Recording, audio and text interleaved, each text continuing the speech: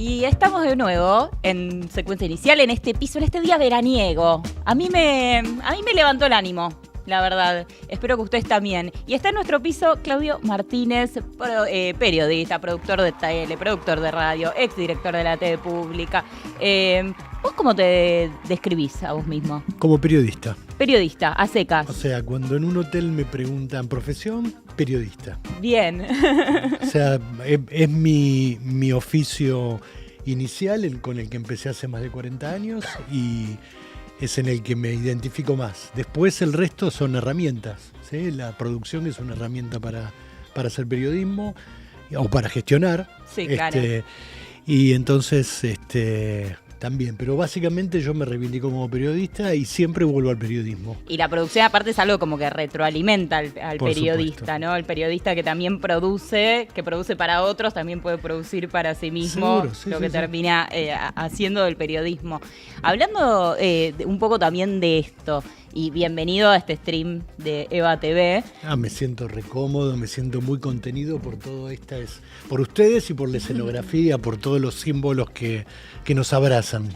Y bueno, sí, es que es hermoso además. Nosotros también nos sentimos muy cómodos acá. Preguntarte un poco cómo estás viendo todo esto, viste que ahora se dice, levantás una baldosa y aparece un nuevo stream. Sí. Y vos tenés una trayectoria larguísima como periodista, como productor también.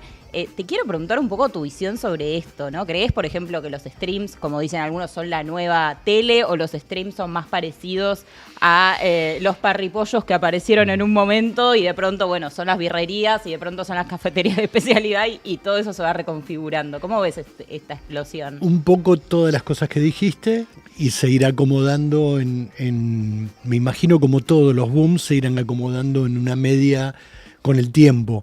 A mí, en particular, lo que me preocupa o lo que me ocupa en estos momentos es tratar de entender qué significa desde el punto de vista narrativo y artístico hacer stream. Uh-huh. Porque en principio pareciera haber como dos modos. Radio con imagen, digamos, muchos streams son esos, o televisión de bajo presupuesto, televisión low cost. Hay un poco de todo eso. Ahora, ustedes que lo hacen, yo que estoy también tratando de pensar si entro en este mundo, cómo lo hago. Habrán visto que estoy, digamos, ya a mi avanzada edad metiéndome en el mundo de las redes, etcétera, sí, claro. Y estoy reflexionando sobre esto. Lo que me pregunto es, bueno, ¿qué significa desde el punto de vista artístico, narrativo y periodístico hacer stream? ¿Es hacer radio, es hacer tele, es hacer un poco de las dos cosas o es crear una nueva narrativa? A mí me parece que, sobre todo ustedes, que son jóvenes y que están arrancando en esto, deberían pensar por qué estamos haciendo esto, qué es lo distinto que estamos haciendo, uh-huh. Qué venimos a aportar a la cultura audiovisual desde el streaming. Obviamente, el streaming permite que una entrevista tenga tiempos distintos y que logre climas diferentes. Me parece que el ámbito radial, esto que la gente está viendo ahora, tiene mucho que ver con cómo se hace radio, aunque nos están tomando con cámaras, pero es la radio, genera algo que la radio produce habitualmente, que es cierta comodidad, cierta familiaridad, cierto relax que todo el aparataje de la tele lo artificial que genera la tele no produce. Y eso genera ámbitos, genera climas que producen conversaciones más francas, tiempos diferentes. Algo de eso hay en lo que tiene que ver con la narrativa, pero me parece que todavía los que estamos metidos en esto tenemos que pensar, bueno, ¿qué es lo distinto que estamos aportando? Esto es más de lo mismo que hacían nuestros viejos antes. Cuando digo nuestros viejos, digo yo, por ejemplo, que tengo hijos de la edad de ustedes. Pero o si proponemos algo nuevo. Claro. Me parece que hay que explorar y que este mundo tiene algo. Una primera pista puede ser, bueno, el ida y vuelta más franco y más fluido con el oyente televidente puede ser una clave. Hay gente que lo está explorando muy bien.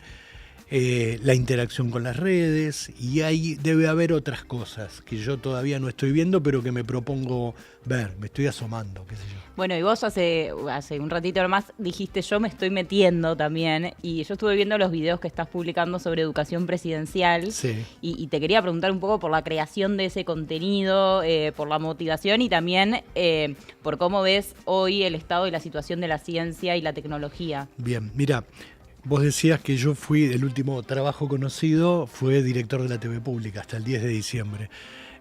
Cuando yo salí de esa experiencia, que fueron 4 años en el Estado, inédito para mí, que estuve, digamos, otros 36 en la actividad privada, en mi productora o en distintos medios, etcétera. Mi desafío era, bueno, cómo volver a mi mundo del periodismo, de la producción audiovisual y todo eso. Y fundamentalmente yo me planteé un camino, dije, yo quiero volver a trabajar en esto que desarrollé durante casi 20 años con Adrián Paenza. Yo fui productor de Científicos de Industria Argentina, Alterados por Pi, y un montón de programas vinculados con la construcción de conocimiento científico, digamos. En Canal Encuentro, en la TV Pública, en Paca Paca, etc. Dije, bueno, eso para mí es un activo que yo construí durante mucho tiempo y que me parece que es un buen lugar para volver. Ya no tenía mi productora porque la había vendido. Y dije, bueno, yo quiero volver a hacer esto desde un lugar distinto, ya no como productor de Adrián, sino más en primera persona.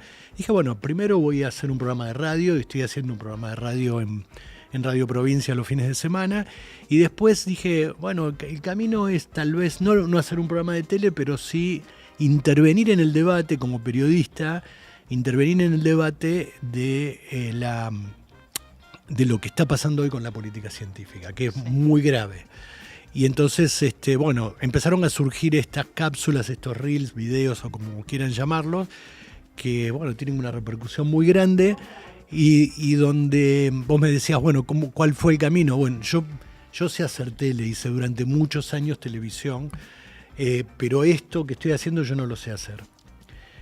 No lo sabía hacer. Entonces, bueno, armé un equipo de gente que sabe hacer reels para Instagram, porque Sí. es otra lógica.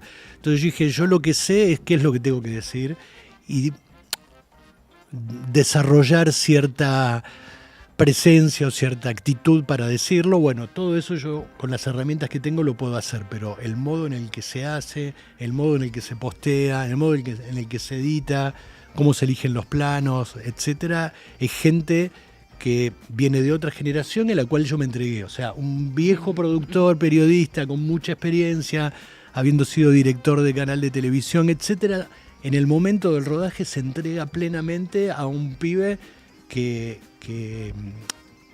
sabe hacer ese laburo y que me dirige. ¿Y eso te sorprende?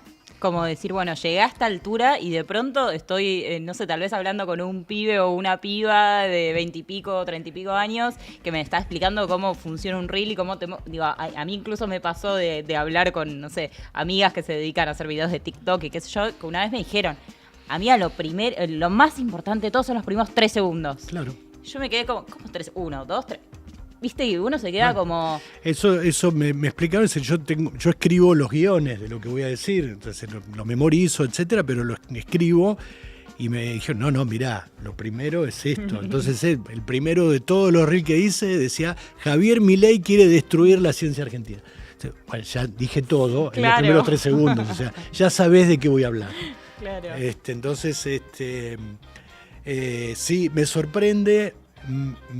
Voy a decir algo que por ahí suena vanidoso, me enorgullece de mí mismo que a esta edad pueda entregarme de ese modo y decir todo esto que yo acumulé me sirve para desarrollar una cantidad de cosas, pero hay otros saberes que yo no tengo, que tengo que ir incorporando o que tal vez nunca incorpore. Me entrego y digo, bueno, ahora ocupo otro lugar. Yo sé qué es lo que quiero decir, sé por qué lo estoy haciendo, o sea, no soy una persona que le dan una letra y hace un papel. Pero en todo lo que tiene que ver con la realización, con la edición y todo eso, puedo sugerir ideas que en general son rechazadas, porque digo, esto yo lo haría si lo hicieras para la tele, pero acá eso no anda. Bueno, Tremendo. Está bueno. Que eso en algún punto atenta contra la calidad del contenido, esa adaptación tan extrema a un formato que, bueno, te exige esto de no más de 90 segundos, esto de ir con lo fuerte en los primeros 5 segundos. ¿Afecta un poco la narrativa y la calidad del relato o te entregás directamente como confiando en que No, bueno, uno de los problemas a los cuales me enfrenté e hice enfrentar al equipo es la duración, Sí. porque los primeros guiones que yo escribía, viste, me cuentan las palabras y me dicen, no pueden ser más de 300 palabras. Sí. Claro, ¿qué digo entonces? ¿Cómo? Y ahora Y los hay míos que eran de cortar. 500. Sí, Entonces, si no. Entonces, porque el reel que está hoy que publiqué ayer a la noche. Sí, que ahora en un segundito lo vamos a ver ya. Bueno, en esto de la educación presidencial era, bueno, te voy a dar 5 clases de qué es lo que no tenés que hacer para pelearte con los científicos, lo que fuera. Entonces lo empezamos a hacer y el director me dijo, mira, esto va a durar 3 minutos, no sirve. No puede, tiene que durar 1 minuto y medio. Claro. Entonces dije, vamos a hacer una cosa, lo abrimos en 2. Entonces, primera parte y segunda parte. Entonces le doy 2 recomendaciones y digo, bueno, espera, mañana seguimos. Entonces, mañana voy a publicar uno nuevo con los otros 3 ítems en los que intento muy irónicamente y respetuosamente también, y no intento ser irrespetuoso con él, contarle al presidente que el camino que él está eligiendo para confrontar con la ciencia no es un camino correcto, no está diciendo las cosas correctas, porque él dice, bueno, que los científicos son una casta, que los científicos gastan el presupuesto público y que no generan valor, que no generan productos comerciales. Entonces yo le explico, mira, esta persona hizo vacunas y nos permitió ahorrar millones de dólares, esta persona va a ser premio Nobel, sería bueno que lo escucharas, este instituto, el INVAP, exporta satélites y reactores y genera millones de dólares. Entonces, y los que están adentro son científicos, tecnólogos, Claro. ingenieros, o sea, gente que se formó en las universidades públicas que él está financiando. Entonces, hay una falacia, o sea, él nos está diciendo que todo ese mundo vinculado con el desarrollo científico nacional es un mundo que no produce valor, que solo produce conocimiento abstracto, o que solo produce ciencia básica que no es aplicada. Y no es así, no es así. Quiero mostrarles uno de estos videitos para que si no los vieron todavía se pongan en tema y aparte darles la oportunidad que que mañana también estén encendidos para ver el nuevo video que va a publicar. A ver si lo tenemos. Nos propusimos contribuir a la educación presidencial. Vamos con la segunda clase del curso que busca ayudar al presidente a entender qué hace la casta de científicos y tecnólogos con los fondos públicos. Si tan útiles creen que son sus investigaciones, los invito a salir al mercado como cualquier hijo del vecino. Atención, presidente, 5 lecciones que no tiene que olvidar. 1. Anote este nombre, Juliana Casataro. Casataro va con doble S. Junto con su equipo, Juliana desarrolló la primera vacuna en Sudamérica contra el COVID-19. Usted es presidente gracias a la pandemia, así que, por favor, preste atención. Juliana desarrolló una plataforma de vacunas que le va a permitir al país enfrentar con mucha mayor independencia futuras crisis sanitarias y, de paso, ahorrar dólares. 2. Otro nombre para prestar atención, Gabriel Rabinovich. Algún día Gabriel va a ganar el premio Nobel y si ese día usted tiene la suerte de seguir siendo presidente, seguro que va a querer recibirlo en Casa Rosada. Gabriel es un biólogo molecular de prestigio internacional. Sus investigaciones sobre las galactinas son mundialmente famosas. Mire, esto se está haciendo un poco largo y usted ya debe andar con ganas de entrar a Twitter nuevamente. Así que le propongo que sigamos en la próxima clase de la educación presidencial. Bueno, este es uno de los 2 videos que Este es uno de los publicaste. 2. Bueno, acá muestro que el equipo me dijo, te estás zarpando con el tiempo, cortalo. Entonces, bueno, inventé ese remate y sigue mañana. Bueno, lo dejaste abierto además. Lo dejé abierto, para- faltan 3 lecciones. Había prometido 5 y di 2. ¿Y cómo se construye ese sentido social de la importancia de cada uno de estos referentes que vos elegís para los videos? ¿Cómo los pensás? Bueno, hay una trayectoria, como decía, de muchos años de interactuar con ese mundo. Y a través de los programas que hicimos con Adrián durante años. Casi todas las personas que yo nombro en los videos son personas con las cuales de algún modo he interactuado, las he entrevistado y conozco su trabajo. Y además, digamos, esto es delicado, digamos, yo hago chequear el material que voy a, digamos, los datos que voy a dar, los hago triple chequeo, o sea, un historiador de la ciencia, decime dónde estoy metiendo la pata, decime cómo sería. Eso es fundamental porque yo no puedo emprender esta discusión sin tener recursos chequeados, porque si no me expongo a esas personas a ser patoteadas por la barra brava digital del presidente. Y no estaría mal. Ahora, ¿no ves que hay estaría bien, mejor dicho? Como que hay una disparidad de estándar en eso, que es como, de un lado, por ponerle investigación, esto que decías de no pifiar en nada porque quedás expuesto en esto, y enfrente tenés un presidente que por ahí tira datos al voleo y una barra brava digital que incluso impuso esta idea del excelente, después lo leo. Sí. Como de, estoy de acuerdo, no importa lo que diga. Se ha desvirtuado un poco como la discusión, ¿no? Que es como, hay como una cosa medio quijotesca en esto de seguir discutiendo cosas que del otro lado hasta pareciera que no se quiere ni discutir, sino directamente entrar en la lógica esta del domar, del destruir en redes. Sí, Mati, mira, yo lo que veo es que por lo menos en lo que yo me propongo es tratar de, incluso utilizando recursos de ironía y lo que fuera, tratar de levantar un poquito el nivel. Sí. Ser didáctico, llegar a la mayor cantidad de gente y que se entienda. Yo creo que esto se entiende, aunque yo nombro ahí las galectinas, que es lo que estudia Rabinovich, ni yo lo entiendo, si me corres un poquito, pero es relevante.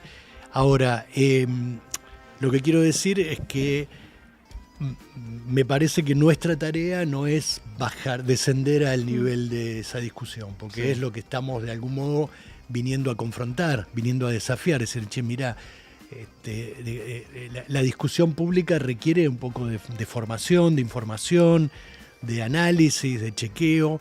Entonces, sí, es dispar. Del otro lado hay agresión, hay insulto, hay estigmatización.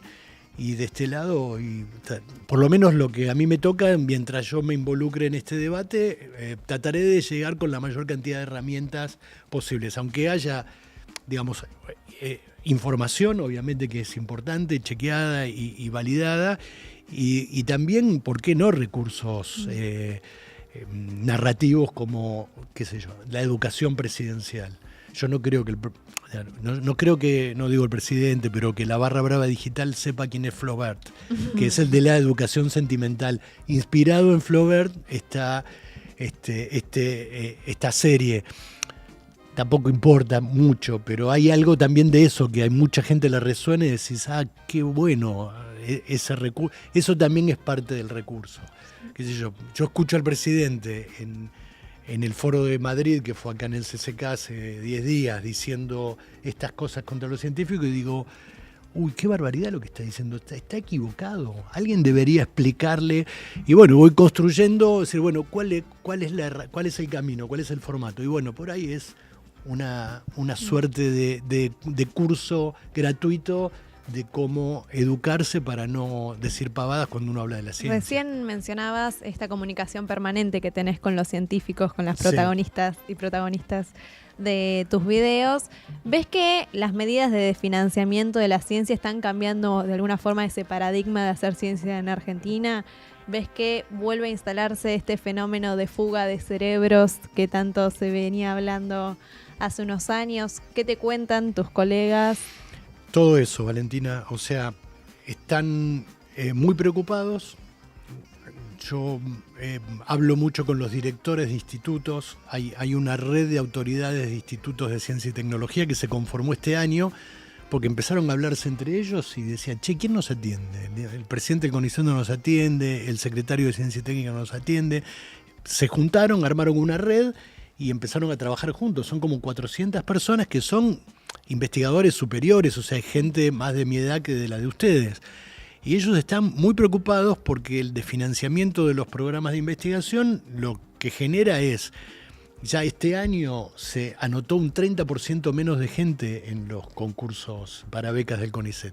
Ya de movida, digo, no es que van a ser aceptados menos, ya se anotaron menos porque empieza a dejar de ser atractivo. Hay menos incentivos. Hay menos incentivos y hay una, digamos, la situación dentro de los institutos y de los laboratorios es desesperante.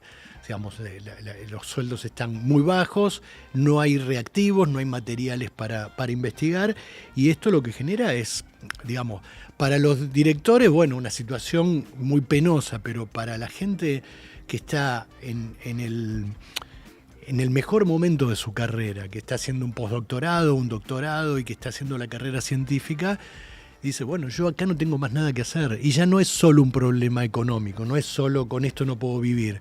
Es mi carrera empieza a estar en cuestión porque no puedo desarrollar todo lo que podría hacer si tuviera los recursos para hacerlo. Entonces empiezan a aplicar para becas en otros lugares y están yéndose muchos chicos y chicas. Y además, hubo muchos momentos en la historia argentina donde hubo un plan de ataque al mundo científico. Digo, podemos poner el primer mojón hace 60 años, cuando fue la noche de los bastones largos, que fue una intervención violenta de la dictadura de Onganía en las facultades y que generó un primer éxodo importante de científicos. Obviamente la dictadura cívico-militar del 76 hizo lo suyo, el menemismo hizo lo suyo también. Con Macri no le alcanzó el tiempo, pero hubo mucho desfinanciamiento, pero esta vez es peor. Porque el gobierno de Milei está atacando de manera simultánea tanto a la ciencia, digamos, a los institutos científicos a través del CONICET y de todas las instituciones vinculadas con la ciencia y la tecnología, y al mismo tiempo a las universidades. Esos dos mundos son mundos que, digamos, que trabajan juntos. O sea, la ciencia, los institutos de ciencia son lo que se dice de doble pertenencia. Pertenecen al CONICET y a la universidad. O sea, los institutos están dentro de las universidades y tienen financiamiento del CONICET. Pero vos, cuando desfinanciás de modo simultáneo a las universidades y al CONICET, no le das escapatoria. Y además, muchas de las personas que trabajan en el sistema a su vez son docentes y forman gente. Los salarios de los docentes universitarios, chicos, están destruidos, perdieron un 30, un 40% desde que Milei es presidente. Yo dentro de un rato me voy a dar clase en la Universidad de Avellaneda.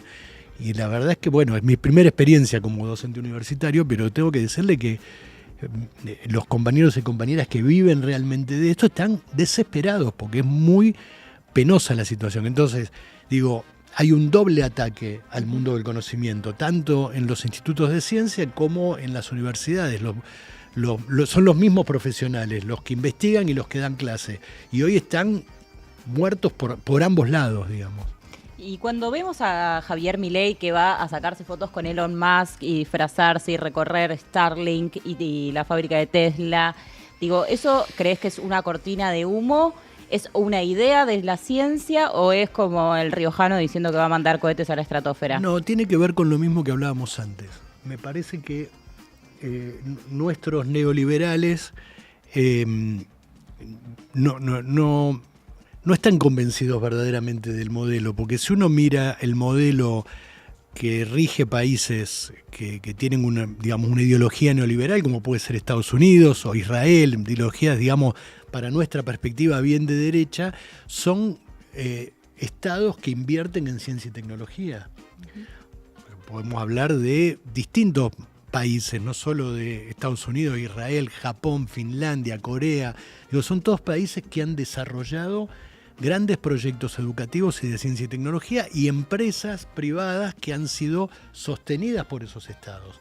El Estado es la principal fuente de innovación, esto lo han escuchado 1000 veces, o sea, el Estado es el que promueve a través de la educación y de la inversión pública un montón de innovaciones. Internet fue un desarrollo público, después, bueno, tiene un plan de negocios y lo toman las empresas, etcétera. Y lo mismo con el iPhone. El iPhone es desarrollado dentro de determinadas universidades y después, bueno, hay un empresario que aprovecha el desarrollo, la patente o lo que fuera y lo materializa.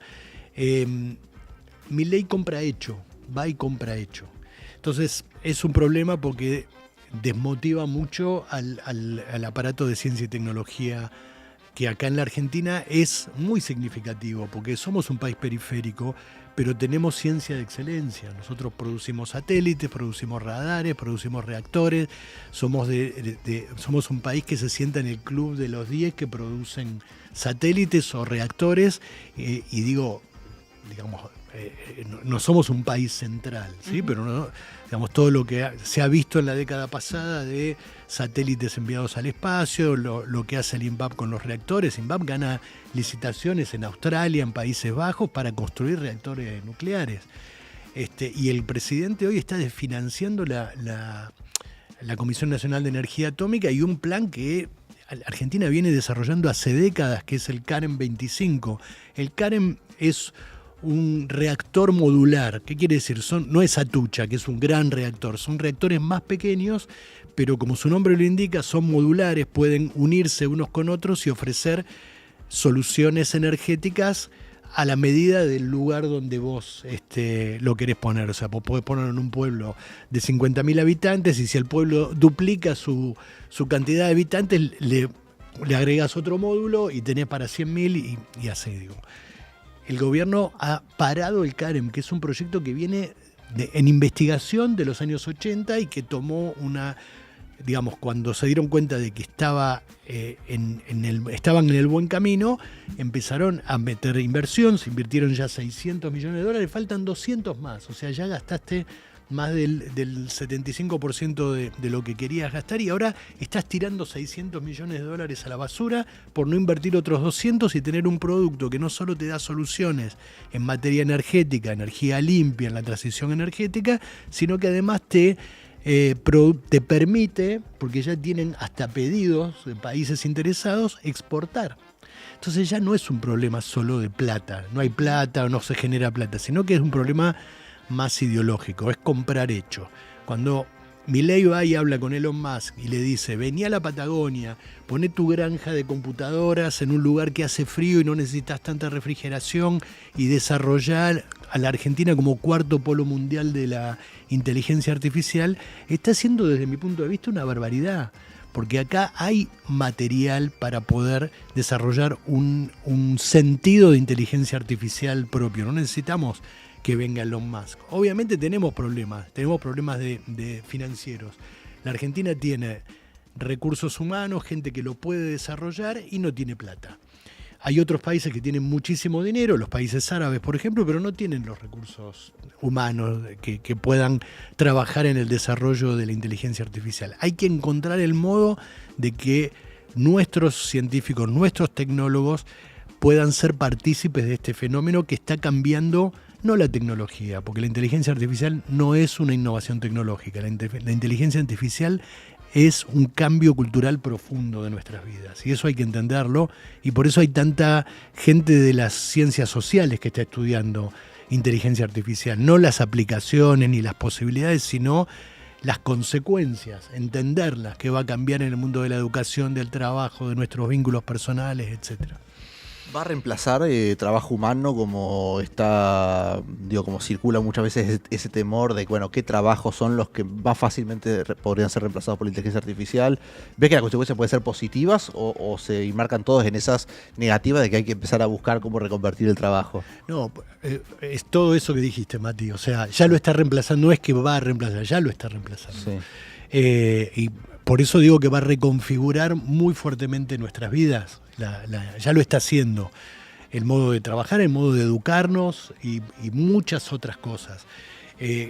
Por eso, insisto, hay gente mucho más formada que yo que está estudiando cuáles van a ser las implicancias de todo esto y cómo lo vamos a gestionar.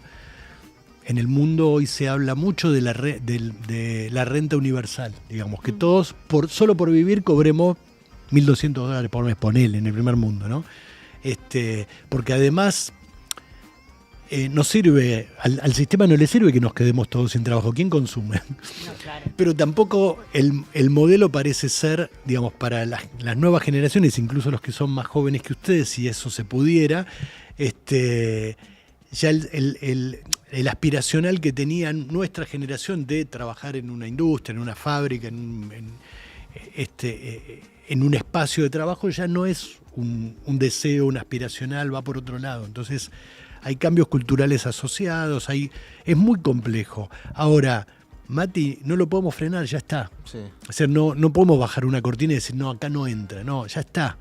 Entonces, la propuesta de los que están pensando esto es, bueno, ¿cómo hacemos para, primero, moderar las consecuencias, para conducir ese cambio cultural, interpretarlo, entender por dónde va y ver qué acciones desde el punto de vista político tomamos? A mí me asusta realmente que nuestros dirigentes políticos no estén pensando en esto, que no sea parte del debate en la Argentina. ¿Ninguno? Muy aisladamente. O sea, yo sé que en la Argentina nosotros tenemos una realidad y una actualidad y una agenda urgencias diaria que nada, es agotadora, es lo que pasa en un día acá, es un año en Suiza, yo lo entiendo eso. Pero me parece que ahí me cuesta pensar quién está imaginando esto.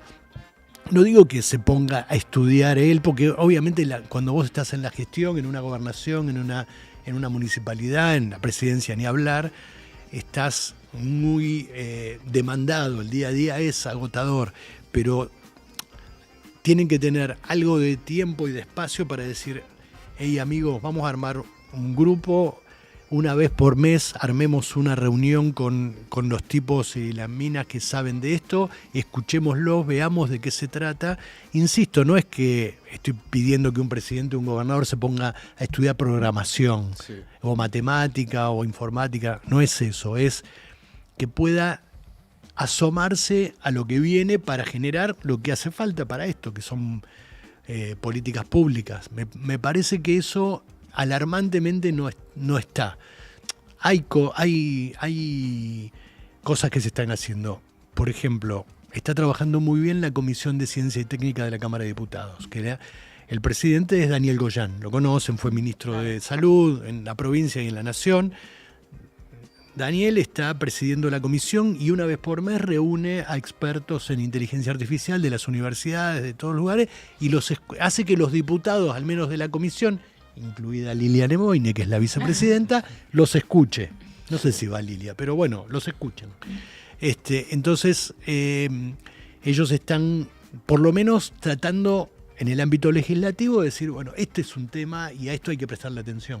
Sí, y también pensando, ¿no? Si la máquina la hace el hombre, a la inteligencia artificial, también podría pensar uno. ¿Y cómo se humaniza o cómo se piensa la inteligencia artificial también con una transversal de derechos humanos, ¿no? Me acuerdo de un artículo que había salido, creo, de Amazon sobre cómo pensaban el algoritmo de los trabajadores y, claro, imaginaban que eran hombres, que eran jóvenes, y toda la aplicación de ese algoritmo para la inteligencia artificial era solo pensado en esa perspectiva. Y supongo que también, tiene que haber como alguna transversal, ¿no? Que empieza a pensar, bueno, si la inteligencia artificial va a ser una herramienta que vamos a utilizar, digo herramienta porque, bueno, soy abogada un poco ignorante tal vez del tema, pero, bueno, ¿cómo se hace para darle a eso un marco que pueda insertarse de manera positiva?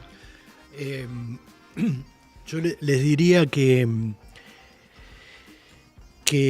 la inteligencia artificial no puede ignorar la justicia social, no puede ignorar los derechos humanos, no puede ignorar la soberanía tecnológica. Es necesario que la inteligencia artificial esté articulada por un liderazgo positivo que contemple todas las implicancias que tiene.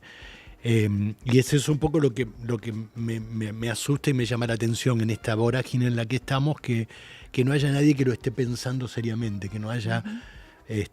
A ver, porque es obvio que el gobierno aplica las herramientas, porque, digamos, el modo en el que trabajan, la patota digital en las redes, etcétera, tiene mucho de algoritmo e inteligencia artificial.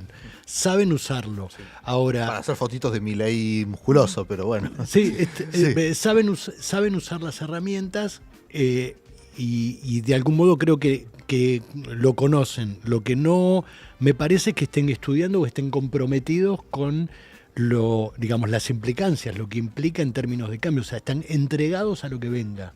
O sea, y cuando uno tiene que pensar en la inteligencia artificial, tiene que pensar quiénes son los que entrenan a las máquinas. Claro. Porque no es solo, no es de generación espontánea. Es cierto que hoy, digamos, avanzó todo tanto que las máquinas se entrenan a sí mismas, o sea, aprenden de ellas mismas. Sí.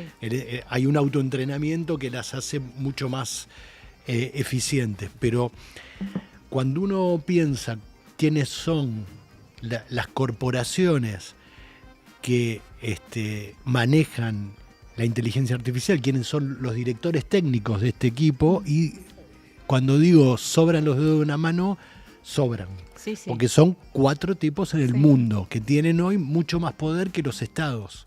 O sea, hoy hay toda una corriente de pensadores desde la economía, desde la ciencia política, la sociología, que están alertando sobre, y de la filosofía, por supuesto, que están alertando sobre esto. Es decir, bueno, hoy estamos, Yanis Varoufakis, el economista griego, habla de tecnofeudalismo, digamos, es como una nueva fase del capitalismo. Que tiene a estos tecnomagnates en el centro de la escena, mandando por encima de los estados y siendo, bueno, si uno revisa un poco cuál es la historia de Elon Musk, bueno, y su implicación en determinados conflictos que hoy sacuden al mundo, como la guerra en Medio Oriente o la guerra entre Rusia y Ucrania, el tipo vende servicios ahí, y vende servicios de los dos lados de las fronteras, y juega en ese tablero, y los presidentes, no hay nadie que lo esté denunciando, porque hoy todos lo necesitan. Y es muy interesante algo que me decía un amigo, me dice, bueno, Lula se pelea con Elon Musk por X en Brasil, y está bien, digo, así actúa un líder. Es decir, nos está enseñando cómo un líder se planta frente al poder de estos magnates. Ahora, ¿sabés cómo se mueven las tropas de Brasil por su territorio? Y se mueven con Starlink. Claro. Todas usan Starlink. Entonces, Elon Musk le va a decir, bueno, ¿sabés qué, Lula? Te saco internet de las tropas.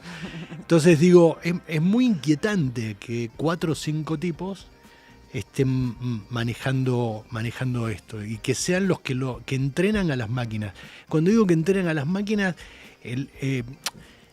son los que les plantean las preguntas y las respuestas a las máquinas. Entonces, cuando nosotros vamos a preguntarle algo a la inteligencia artificial, esa inteligencia artificial tiene un sesgo ideológico, que es el de los tipos que la entrenaron. Entonces vos vas a preguntar algo, no se me ocurre qué, pero eso viene filtrado por la ideología del tipo que la entrenó. Entonces ellos te están respondiendo preguntas que vos no te hiciste. Es grave.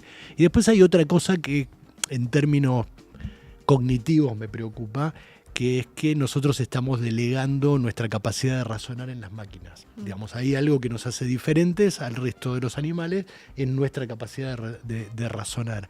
Si nosotros delegamos y tercerizamos esa capacidad en una máquina, no me da la cabeza para imaginar qué es lo que viene para la especie humana.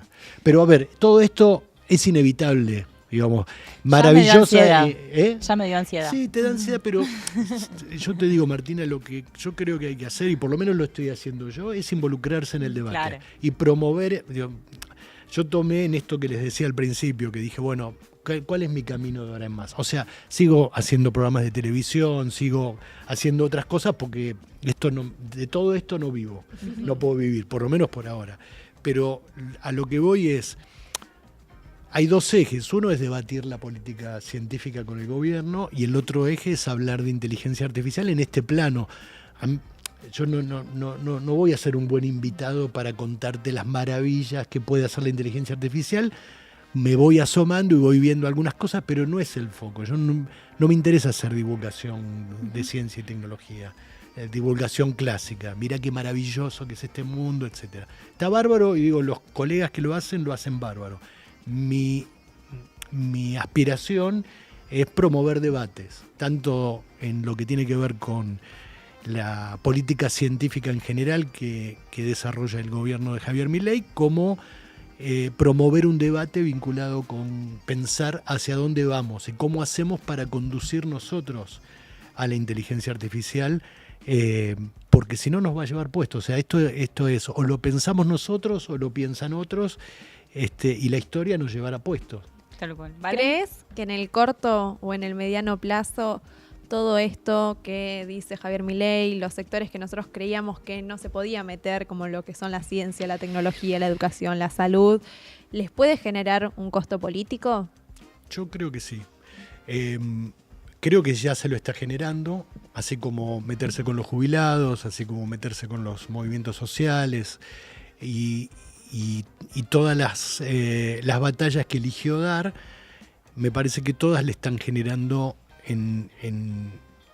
progresivamente costos políticos. Lo de los jubilados no fue gratis, comer un asado con los 87 héroes no fue gratis, maltratar a los científicos y a las científicas tampoco es gratis. Como en todo colectivo, debe haber mucha gente del mundo científico que votó por Javier Milei, porque si no, ¿quién lo votó? Ahí en todos lados. Entonces, digo, me parece que la gente que empieza a sentirlo en carne propia se da cuenta de que es un error, de que no es escuchado, y además no se trata solo del ajuste. Es decir, hay mucha gente que cree que el ajuste era imprescindible, que era inevitable, que había que hacerlo, y tal vez tengan algo de razón en todo eso. No es mi perspectiva, pero quizás haya algo que de cierta lógica, no en la magnitud, pero sí en el hecho de que la economía requería algún tipo de acomodamiento. Pero lo que a mí más me preocupa es el maltrato asociado. O sea, porque vos podés bajar los sueldos, pero encima decirle que son la casta y que si son tan vivos que vayan a vender sus servicios al sector privado, que es en definitiva lo que siempre termina pasando con los buenos proyectos científicos. O sea, Juliana Casataro, la bióloga que yo mencionaba recién, es una persona que se formó en el desarrollo de vacunas y que frente a la pandemia dijo, vamos a tratar de hacer una vacuna contra el COVID.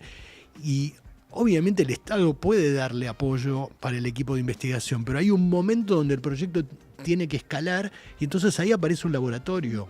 Y hay un laboratorio que hoy está comercializando la vacuna que se desarrolló desde el Estado.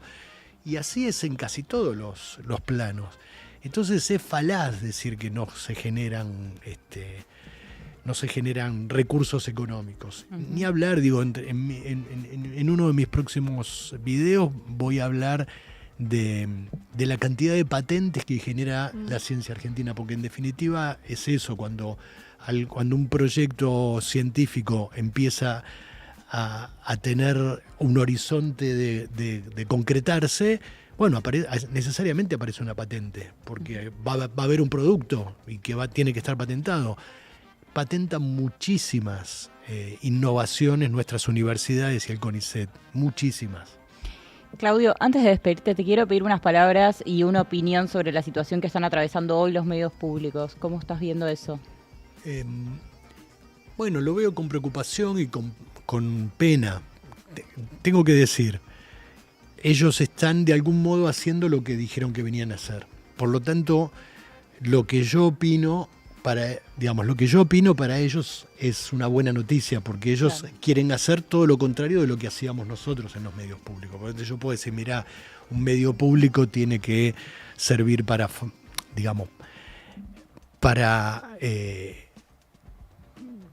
comunicar políticas públicas. Cuando uno dice comunicar políticas públicas, no se imaginen que es un ministro haciendo prensa, sino hay políticas de salud, políticas de género, políticas educativas, políticas científicas que requieren un escenario de comunicación. Para eso están los medios públicos. hay que hacerlo de manera entretenida, la televisión, que es un entretenimiento fundamentalmente, bueno, hay que buscar los formatos para que eso funcione de manera entretenida y que genere audiencia, una gran deuda de los medios públicos.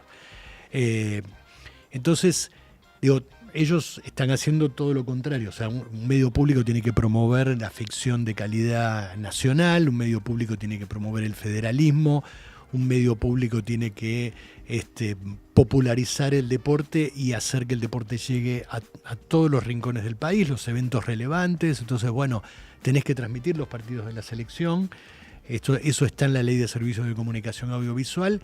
¿Y por qué es importante que la televisión pública transmita los partidos de la selección? Bueno, porque los partidos de la selección son eventos relevantes que tiene que ver el conjunto de la población sin la necesidad de tener que pagar un abono de cable o de televisión satelital. El único medio que puede llegar a todo el país de manera gratuita es la televisión pública. ¿Por qué? Porque tiene 240 repetidoras en todo el país. Y además está en la TDA y además genera convenios con medios públicos provinciales que perfeccionan el alcance. O sea, nosotros, a la TV pública llega a las grandes ciudades de La Rioja. Ahora, si vos no tenés un acuerdo con Canal 9 de La Rioja, que es el canal público de la provincia, que hace que esa señal, a su vez, en sus repetidoras llega a los cerros más alejados de la provincia, hay un montón de familias, por ahí son 50, que no lo pueden ver. Entonces, eso no puede pasar. Entonces, todo ese sistema desplegado de cobertura hace que la televisión pública sea irreemplazable, digamos, porque es el único canal de aire que se ve en todo el país. Vos decís, bueno, pero Telefe o Canal 13 son canales de aire nacionales. No, son canales de la Ciudad Autónoma de Buenos Aires, claro, con un alcance en su antena, o sea, lo gratuito, muy limitado, no llegan a La Plata. Digamos, vos ponés una antena, en La Plata, Canal 13 o Telefe no los ves, digamos. Entonces, lo que quiero decir es, Telefe pasa los partidos de la selección. Entonces me dice, bueno, pero los pasa Telefe. Bueno, para ver Telefe en La Rioja tenés que tener cable. Claro. Entonces tenés que pagar. Y ese es para eso sirve tener un medio público, entre otras cosas. Pero obviamente todas estas cosas que yo digo son todas cosas de nuestro sentido común, que se articula con políticas públicas, con una mirada, digamos, social de los medios de comunicación y no solo como un negocio. Por eso digo, todo esto que yo estoy diciendo, si hay alguien del gobierno o que está vinculado con los medios públicos que me está viendo, dice, bueno, sí, claro, eso es lo que estamos haciendo. Es igual que cuando, digamos, si uno mira, yo trato de no mirar los comentarios de mis videos de ciencia, los comentarios de la barra brava libertaria es, claro, para eso lo votamos. Es exactamente lo que voté. Claro, se llama para eso lo voté. Entonces, sí, bueno, hay un punto donde me siento funcional. Vos sabés, y digo, bueno, no importa. Hay que seguir diciéndolo, pero digo, bueno, sí, estoy diciendo algo que para ellos no es una vergüenza, es reivindicable, está muy bien. Claro, para eso. Yo digo, Javier Milei quiere destruir el sistema científico y tecnológico argentino. La respuesta es, para eso lo votamos, para que haga mierda a los científicos, que son la casta. Entonces, bueno, es fuerte, pero es lo que hay.